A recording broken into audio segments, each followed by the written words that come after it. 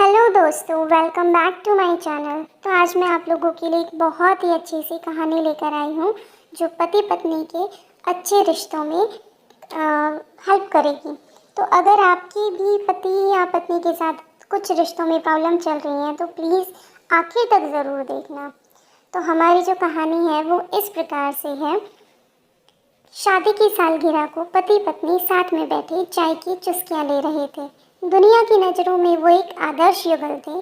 प्रेम भी बहुत था दोनों में, लेकिन कुछ समय से ऐसा प्रतीत हो रहा था कि उनके संबंधों पर समय की धूल जम रही है। शिकायतें धीरे धीरे बढ़ती जा रही थी। एक्चुअली कोई भी रिश्ता होता है तो समय के साथ उसमें थोड़ी सी दूरियां आने लग जाती हैं। तो बातें करते करते अचानक पत्नी ने एक प्रस्ताव रखा कि मुझे तुमसे बहुत कुछ कहना होता है, लेकिन हमारे पास समय ही नहीं होता एक दूसरे के लिए। इसलिए मैं 2 डायरियाँ ले आती हूँ और हमारी जो भी शिकायतें होंगी हम पूरे साल अपनी अपनी डायरी में लिखेंगे और अगले साल इसी दिन हम एक दूसरे की डायरी को पढ़ेंगे ताकि हमें एक दूसरे की शिकायतें पता चल सके कि हमसे कौन सी कमियाँ हैं जिसे उसको आगे से ना करें। पति भी सहमत हो गया कि विचार तो अच्छा है और डायरिया आ गई। और देखते ही देखते एक साल यूं ही बीत गया।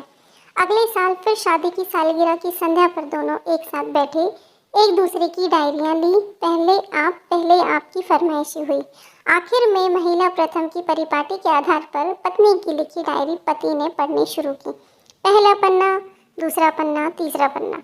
पति ने पढ़ते हुए पन्ने पलटने लगा जिसमें लिखा था, आज शादी की वर्षगांठ पर मुझे ढंग का तोहफा नहीं दिया, आज होटल में खाना खिलाने का वादा करके भी नहीं ले गए, मेरे फेवरेट हीरो हीरोइन की पिक्चर भी नहीं दिखाई, मेरे मायके वालों से ढंग से बात नहीं किए, वर्षों बाद मेरे लिए साड़ी लाए, वो भी पुराने डिज़ाइन की।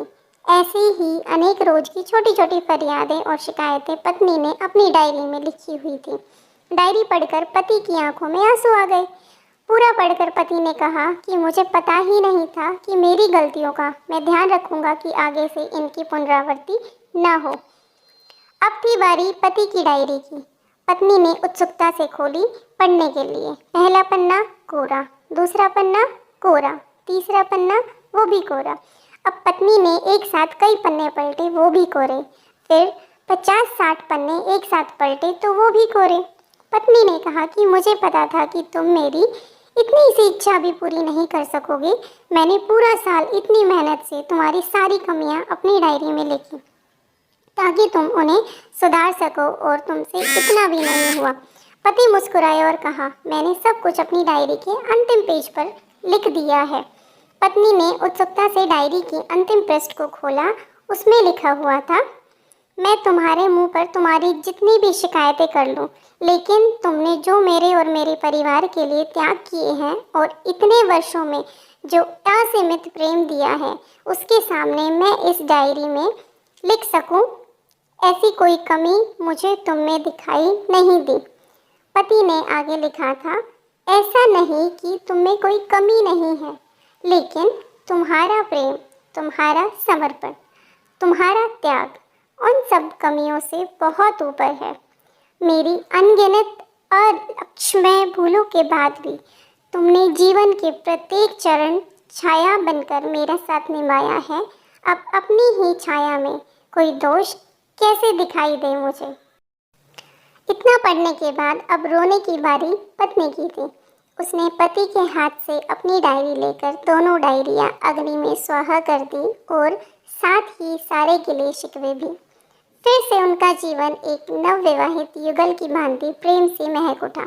जी हाँ दोस्तों, जीवन ये बात हमेशा याद रखें कि जब जवानी का सूरज अस्त की ओर प्रयास शुरू कर दे, तब हमें एक दूसरे की कमियां या गलतियां ढूंढने की बजाय अगर ये याद करें कि हमारे साथी ने हमारे लिए कितना त्याग किया है, उसने हमें कितना प्रेम दिया है, कैसे पग पग हमारा साथ दिया है, तो निश्चित ही जीवन में प्रेम फिर से पल्लवित हो जाएगा। कमियां तो हर इंसान के अंदर होती हैं, इसीलिए तो कहा भी गया है कि इंसान तो कमियों का पुतला होता है। हमें अपनों के अंदर उनकी कमियों के बजाय उनकी अच्छाइयों को देखना चाहिए प्रेम बढ़ेगा और ज़िंदगी खुशियों से भरपूर रहेगी। आशा करते हैं कि आपको ये आर्टिकल ज़रूर पसंद आया होगा। आप अपनी सुझाव कमेंट बॉक्स में ज़रूर दीजिए, हमारा मनोबल बढ़ता है। पढ़ने के लिए बहुत बहुत धन्यवाद।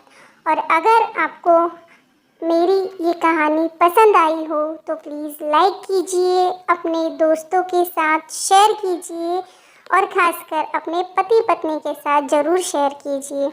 और अगर आपकी ज़िंदगी में इसको पढ़ने से थोड़ा सा भी अगर चेंज आया हो तो प्लीज़ मुझे बताना ज़रूर, मुझे बहुत अच्छा लगेगा ये सब सुन के। और हमारे चैनल को सब्सक्राइब कीजिए, बेल बटन को दबाएं ताकि जब मैं अगली कहानी जब मैं अपलोड करूं तो आपको सबसे पहले मिल जाए। तो कहानी सुनने के लिए बहुत बहुत धन्यवाद। Thank you so much.